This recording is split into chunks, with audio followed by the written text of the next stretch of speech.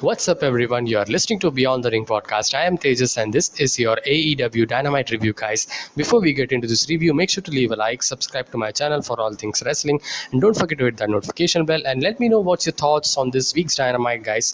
For me, this was a decent show all around, and it had some enjoyable moments, good moments, cool little things. I would say that actually created a good mode to the show. Else it would have been a very average show.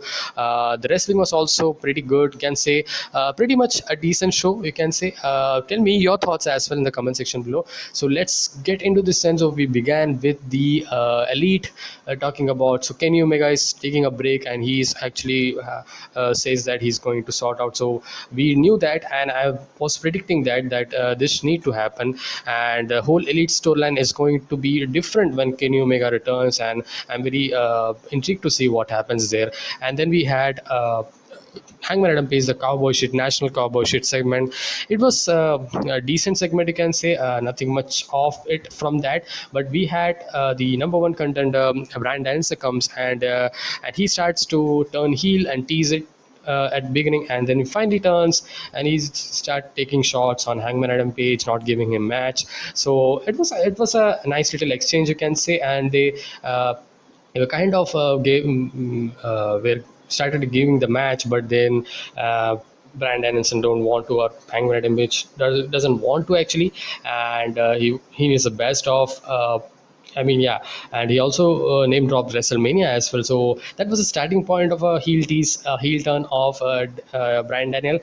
About a heel turn of Bryan Daniel, I'm not very into it, but there's no way if you see, because Kenny Omega is gone, and then there's who is the heel now, top heel. So you need to have a top heel, and Bryan Danielson has been a great heel, I would say.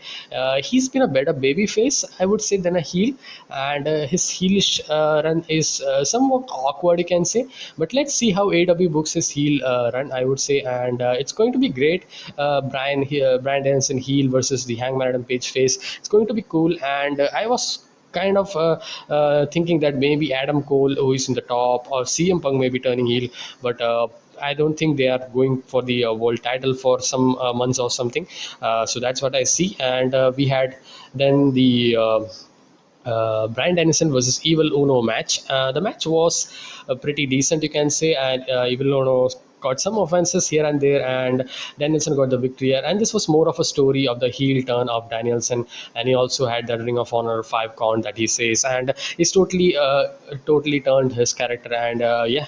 It's looking good, actually. It's looking interesting for Bryan now, and yeah, I didn't think that he may be turning heel this much in a speedy manner or something. Yeah, it was quick, and yeah, this was a quick decision. I think Kenny Omega going is the thing that they actually turned Bryan Danielson, you can say.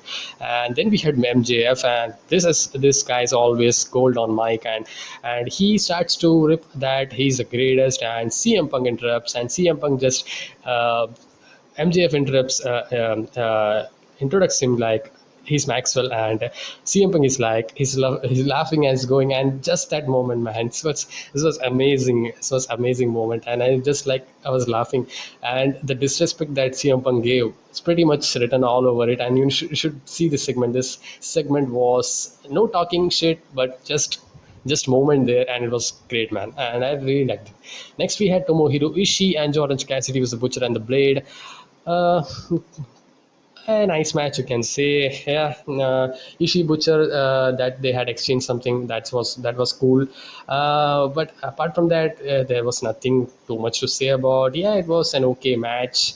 I yeah. Okay match, you can say.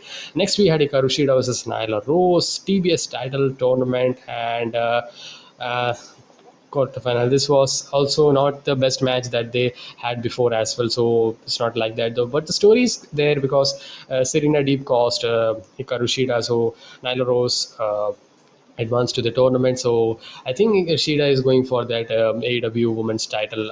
Shida, Jade Cargill, and these are all. I think they are going gunning for the AW World Title. Yeah.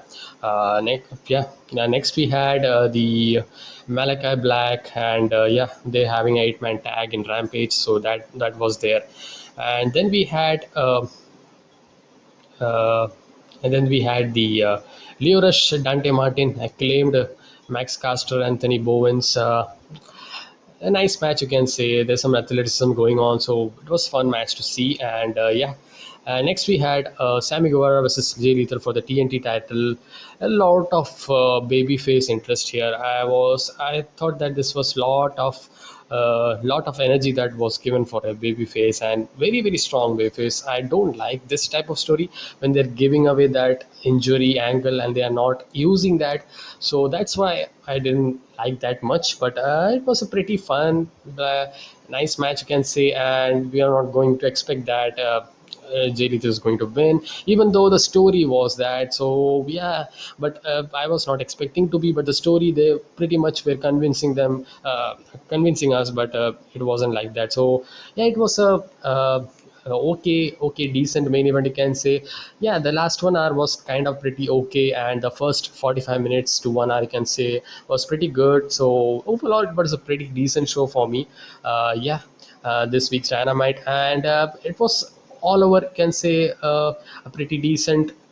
You can enjoy some moments here and there. And yeah, so that's it, guys. I hope you like this review, and tell me your thoughts as well in the comment section below. And I will see you guys with my next one. And next one is Survivor Series prediction, which will be coming out tomorrow, guys. So please wait for that, please catch up with that, and I will see you guys with the next one. Be safe, stay energetic, and peace.